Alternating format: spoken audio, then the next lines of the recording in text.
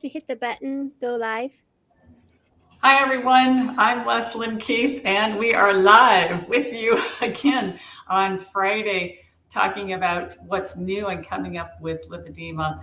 I'm the president of the board and director of research with the Lipedema Project, and I'm here with my friends and colleagues, Gail Straker. Gail is our community manager. Hi, Gail. Hi, did you just call me the cute community manager? That's what I heard. That is exactly what I said, and everybody has that on tape now. It's official. And the also cute research specialist is Siobhan Huggins, and she's here with us again today. Hi, Siobhan. Hello. And I am just going to be watching the comments because people do post questions here, and we don't always get to all of them, but we are going to be watching out for if you have a question you want us to answer. We are going to just talk to you about some things that are coming up with lipedema so that you're aware of what's new and happening. But if you have a question, or if you would just like to say hi and say where you are, we like to respond and say, like Pat, who said hello, and Flo it says that she's just 3 weeks on this journey and 66 years old. That is so common, Flo, that we don't find out about the diagnosis until late in life, and you've been dealing it with forever. Julie is here from Camarillo. Lori, and says that she doesn't see us all on, I think you're watching on YouTube, Lori. We should be happening over there. Paula would like to know what causes lipedema. We will talk about that. And who else said hi? I don't want to miss anybody. Marilee is from Chehalis, Washington. I've been through Chehalis. Nice to have you here. Okay, so we're gonna go through some announcements, and someone doing some work on their house. I can hear it in the background. Oh, a truck went by. We're gonna do a couple of announcements, but then we want to really focus on your questions. So our big announcement is that we are having a free webinar coming up this Monday at 6 p.m. Eastern, and it's creative and comprehensive physical management strategies for lipedema. I'm going to be there with two coaches from Lipedema Simplified, Ada McKenzie and Veronica Rodriguez. They're both certified lymphatic therapists like myself, and we're going to be talking about strategies, creative strategies that you could be using to manage your lipedema. And that is almost a prelude to a coaching special interest group that we're going to be having that's the whole month of August with the same name, that's going to take a deeper dive into all those strategies. So I'm just wondering, just to kick off of that, and look for that link above or below to register for that webinar. But Gail, can you tell everybody a little bit about our coaching program, and how would someone like Veronica and Ada work with someone? They're a lymphatic therapist, but as a coach, what would they do for someone? So we have Veronica and Ada are both CLTs, as Leslyn has said, and they can't very well, put their hands on you when they're coaching you through a Zoom call or whatever. But they can give you tips. They can guide you in the direction of where you might want to go, which type of a doctor or medical professional you might want to see. They could probably teach you some lymphatic drainage massage techniques just visually. They can help you decide if your compression is the right compression for you. They could help you develop a plan for using a vibration plate. There are so many things that they can do for you just by helping you develop your own personal action plan for taking care of yourself, not just nutritionally, not just through your doctor, but what you can do every day at home, and where you can find resources that you need to take care of yourself. Mm-hmm. Yeah, thank you, Gail. And sometimes it's not as obvious, coaching for, lipedema self-management, on what especially when you're meeting over Zoom. So that's excellent synopsis of what they would do. And I just wanted to acknowledge a couple of the people. Donna from Austin, Texas. And okay, Lori says she's good, so she's now getting the feed. And Paula from St. Catharines, Ontario. Pat from Central Florida, great. And so now a couple of your questions. I'm wondering if you could address this, Siobhan. A basic of, I think that I'm trying to see how the person phrased it. I think she said, yes. Paula says, what causes lipedema? How would you describe, what would you say to that, Siobhan? It's complicated. So part of it is we don't know for sure. So there's a lot of theories.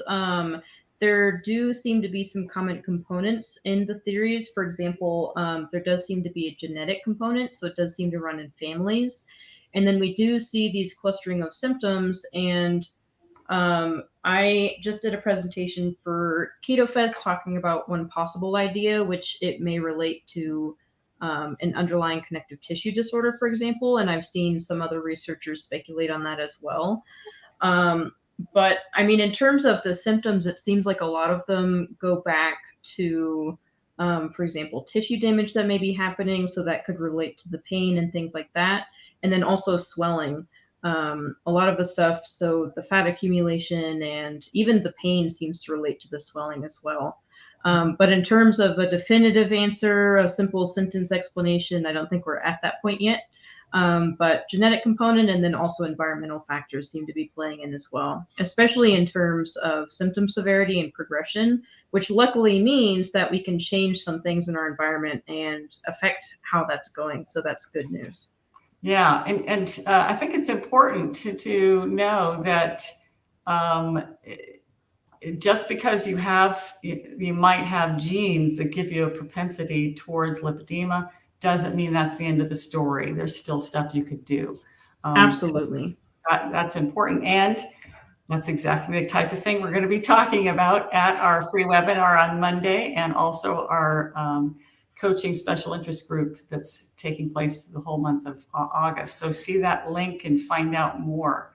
Yeah, I'm really looking forward to the webinar because July for me has been very compression focused. I've been trying to wear compression every day. So it'll be a nice end cap on that to give me some additional ideas for where I may want to go next, where I may want to change some things potentially, and just give me some more ideas to keep playing around and find what works best. Yes. Yeah. Excellent. Carol is here from Mesa, Arizona. Nikki from Melbourne. Susan from Florida also, and KS from Wisconsin. You're getting people from all over the place. Emily from Portland, Oregon. So I know I had another question on here that I was going to have you speak to. Yeah, I had seen one a little, here's one from Linda that said, what is a good insulin resistance test to give the primary care doctor, as my insurance will pay for the test, but my doctor doesn't know what to test, basically. So there are quite a few things that you can look at, but probably the simplest one would just be a fasting insulin test. So that one we talked about last week, perhaps. But basically it's just an insulin test that you would order. And then when you get that tested, you just make sure you're 12 to 14 hours fasted, as is kind of the standard recommendation. So that's one thing. And then you can also check glucose alongside, and then you can calculate HOMA-IR. So you can just look up HOMA-IR calculator and then put in the glucose and the insulin reading. There you go. And then your doctor can help you interpret that and see if there's any improvement that needs to be done, or if you're already pretty good, things like that.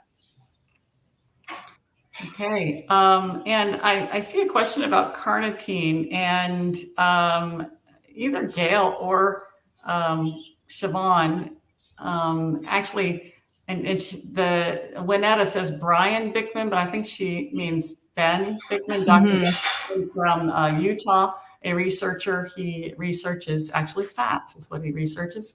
And he was at a YouTube video and he was wondering about carnitine supplementation. And I mean, I have heard that also. Either one of you, Gail or Siobhan, do you have any thoughts on carnitine?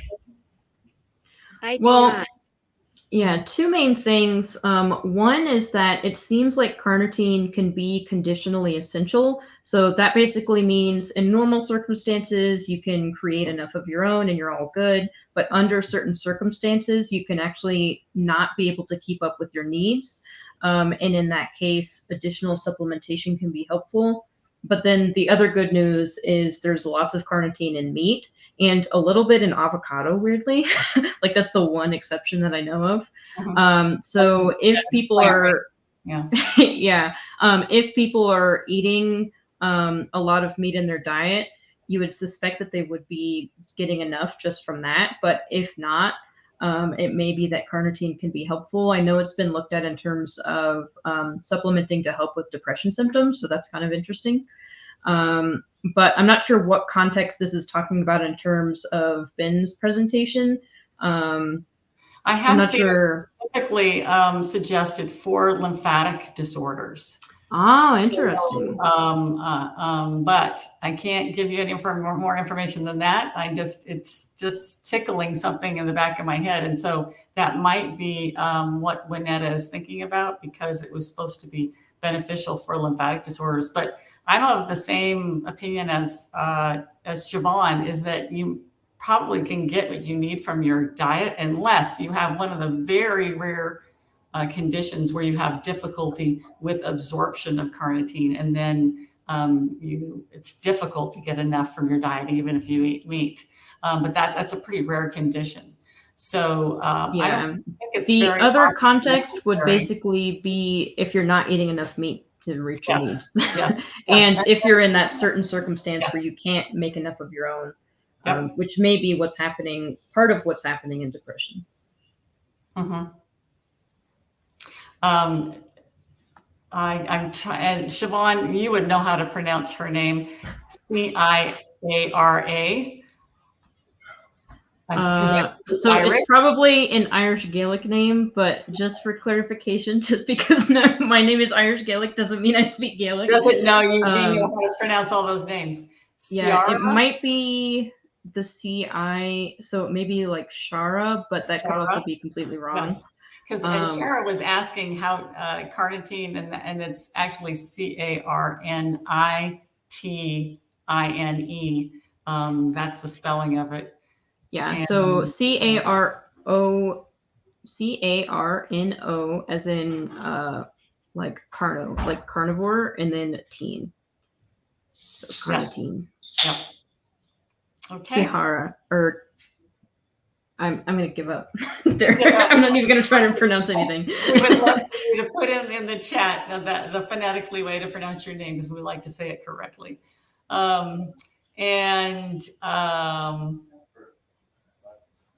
Catherine said that she took bioidentical hormones and it made her swelling go down. I can't take them to test.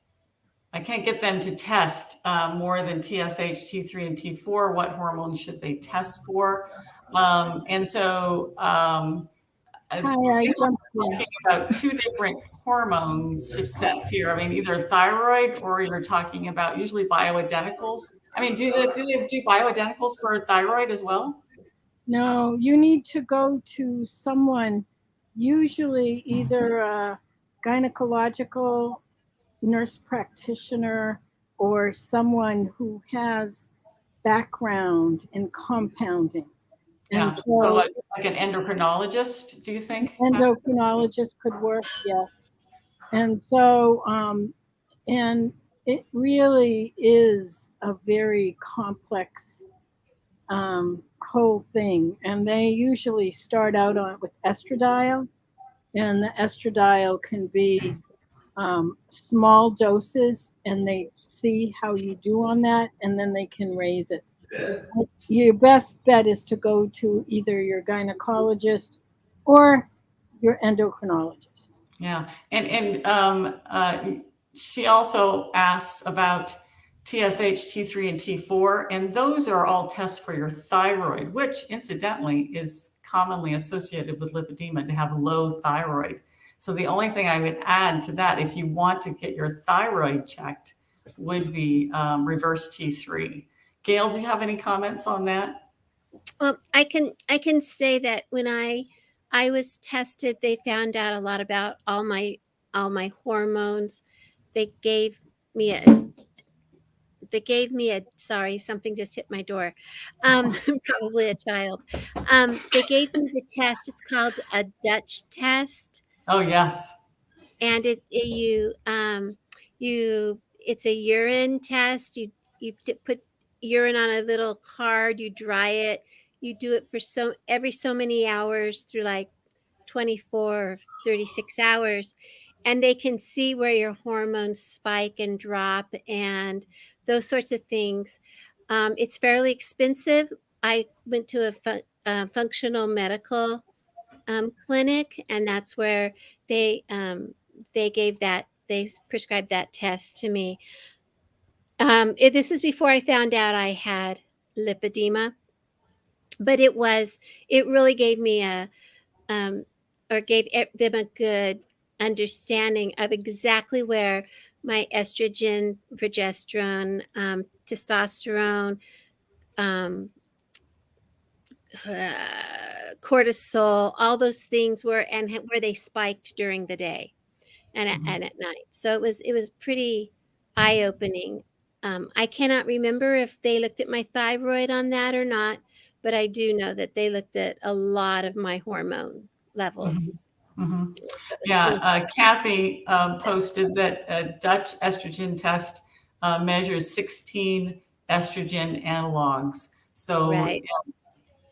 Did you know more about the Dutch test, Siobhan? I do not know much about that, but I would also like to point out that on a different note, Lori pointed out I spelled carnitine wrong. So it's Carnitine. Yes, my brain is not firing on all cylinders. Yes. So, it was an I. Yes. I want to say something before we continue. I'm looking up here and I see that we've had 55 people watching at one time, but we only have like 2 little hearts. People, you're not, mash that heart. Give us some love. Give us some love. And if you are watching on YouTube, make sure you hit subscribe. We need subscribers for our channel. There, I got 3. Yay. Okay. And Kira says that that's how we pronounce her name, and it is Gaelic. Thank you very much, Kira. Now we will know forever when we see that come up. We'll know how to pronounce it correctly. And the other poster about the hormone checks and bioidenticals, her name is actually Lauren. So now we know it's Lauren. And interestingly, her endocrinologist doesn't know about bioidenticals, which I find very strange. So as Catherine suggested, you might want to just go to a alternative gynecologist or even a different endocrinologist, because I mean, bioidenticals have been around for a long time. So I'm kind of stumped why this person wouldn't know about them. They're in the literature as far as estrogen and hormone replacement and lipedema. It's very, there's a lot of contradictory opinions. Some people are saying it helps, and some people saying that it could trigger symptoms. And so it's something that we here, the 3 of us anyhow, are very confused on and want to learn more. I have been watching some YouTube videos of a physician who is a gynecologist and has shared what she knows about estrogen and female hormones. And I'm hoping that she could speak for our group. And if we can first enlighten her about lipedema, and so that maybe she can relate it to the unique presentation that is happening with lipedema and what the interaction might be. So we're hoping we can get you some more information this and add a little bit of clarity, but it's a very complicated issue, unfortunately. So, and we're getting some love here. Let's see, Linda gave multiple hearts. Thank you, Linda. Yeah, and Shelley here asked, are there any initiatives to encourage therapists to become certified to specifically provide decongestive therapy for lipedema? I am challenged to find a new lipedema therapist in New Jersey. Yeah, so I would recommend that there are several places you can go to get listings of certified lymphedema therapists, but there is not a specific certification, at least in the US. They're working on it in the UK for lipedema. And so you have to do a lot of legwork, and you have to call each lymphedema therapist and see what their experience is with lipedema. So, because you just don't know, just because they went through a program, they may not have learned a whole great deal, and they may be new and not really have a lot of experience yet.